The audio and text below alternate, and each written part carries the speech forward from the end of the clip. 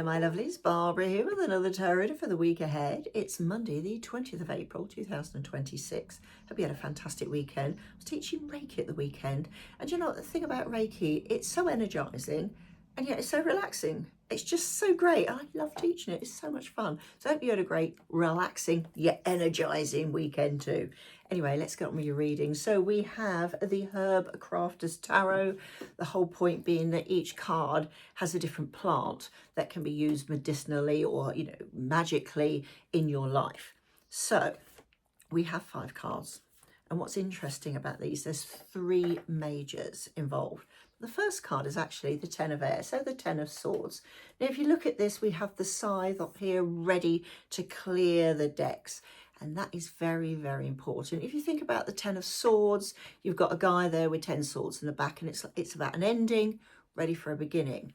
Now, the plant they've linked with this is alfalfa. So think about alfalfa sprouts. You grow them from seed, they're sprouts. You cut them down, you eat them, and you start again. That is very relevant. And I'm going to say this week is about friendships. I'm not about partnerships. I'm not about family. I'm on about friendships and your circle of friends. And it's how you think about those friends and what you also need to think about those friends. So this is a week of sitting back almost, certainly at the beginning of the week, and thinking, right, I've got all these people, some are friends, some are acquaintances. What benefit do they bring to me? And what benefit do I bring to them?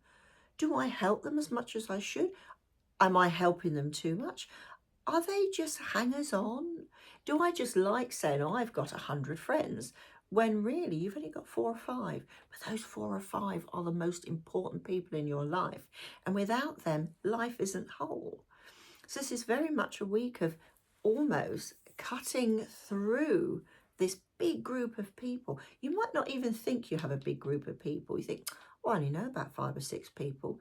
Even then, which of those are the ones that are there for you and you are for them? It's very, very important that, because sometimes you have to cut through the weeds to make room for new plants that you want to grow. Now, weeds are sometimes really important this time of year. To be honest, dandelions, we need dandelions for the bees.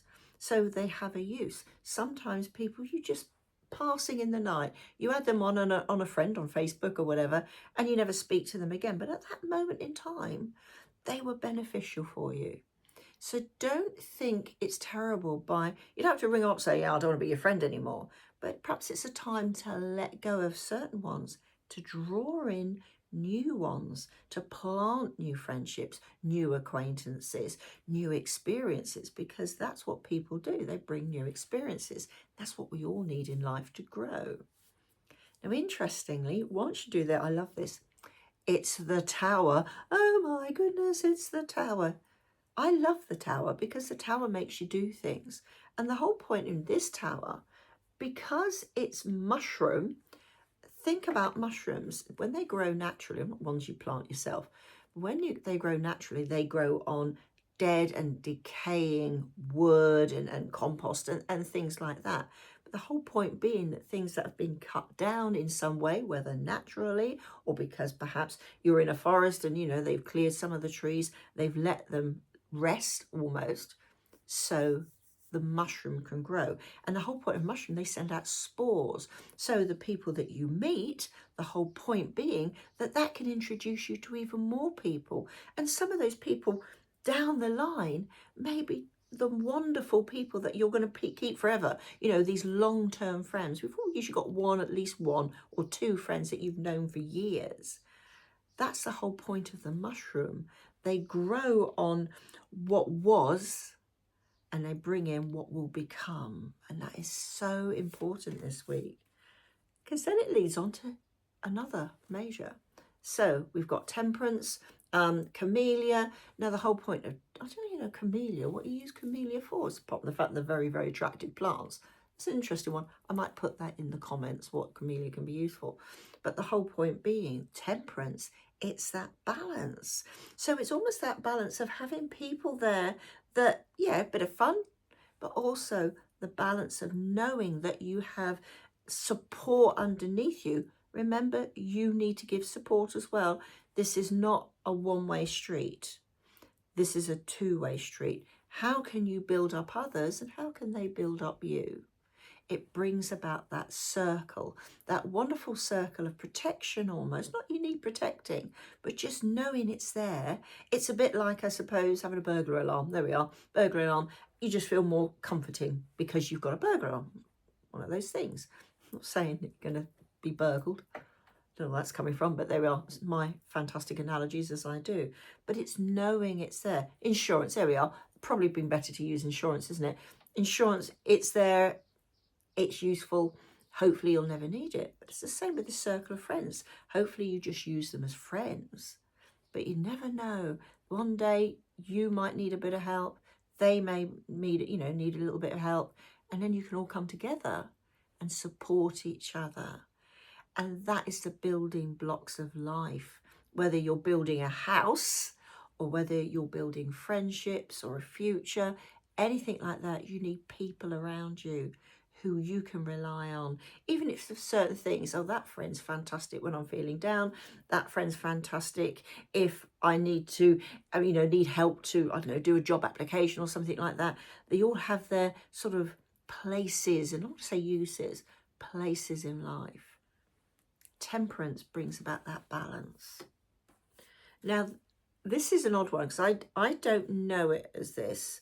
I know it as thorn apple. They've called it something called datura or datura. I don't know how to pronounce this. The moon. Now, the moon can be a funny card.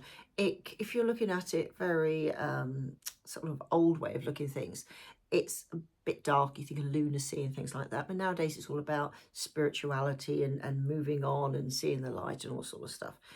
I'm going to say this is the week where you can see the things that aren't so good for you. And I'm going to show it to you again, see if anybody recognises. This plant is actually very toxic. So it's not saying be aware of toxicity in your life. It will actually highlight it. So again, going back to that beginning bit when I'm saying, look at those people that you have in your life. And these can be just simple acquaintances, not necessarily who you would class as a friend. Are they bringing something to the table? Or are they actually causing more problems? Think about that. Are they bringing things to the table? Are they something that you want something sweet and in fact they're quite sour? Sometimes you don't need that in life. Sometimes you need a bit of toxicity so you can recognize it. So that's another way. So we think about the past when you've had people who are a bit toxic in your life and you've let them go and, perhaps you just work with them or something like that. It enables you to recognize when that comes in. So when these new people are coming in, you'll be able to pick and choose, say, don't know about the energy about you. Oh, I remember when somebody else used to do that. And it's there ready. Experiences are important because then it leads to rosemary. Though they call it the curandera, I hope that's how you pronounce it, of air. So in this case, it would be a king.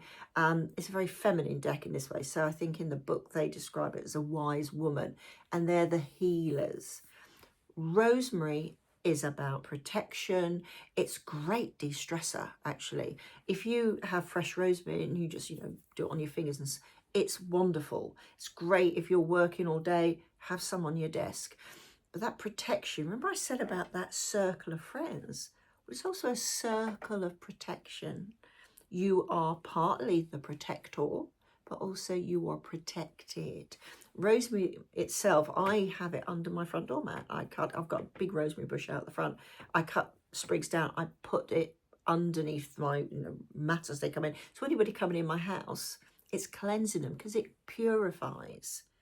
And it purifies your life. And that's what this is saying. If you go through all those things, if you cut down almost your huge list of people, acquaintances, that some of the people are using you and some people you just don't need, and think, who is that person? Anything like me, where did I meet them? Who are they? Sort of thing. Well, you don't need them anymore. So it's time to restrict things almost. Put that circle around you, protect and purify yourself. And that's what this week is so about. Bringing in new friends, but you've got to make room for them. Bringing in that protection, bringing in that, when you think about temperance, it's all about balance. Bringing that feeling of, do you know what? Yeah, I feel so good about the people I've got around me that I choose to have around me. That is very important, that it's your choice, not being forced on by other people, your choice. And just think how much further your circle can grow with the right people in it. Anyway, have a fantastic week. Do think about those people that perhaps aren't bringing things to the table, but also what things aren't you bringing to the table either. Have a great week. I'll see you soon. Bye for now.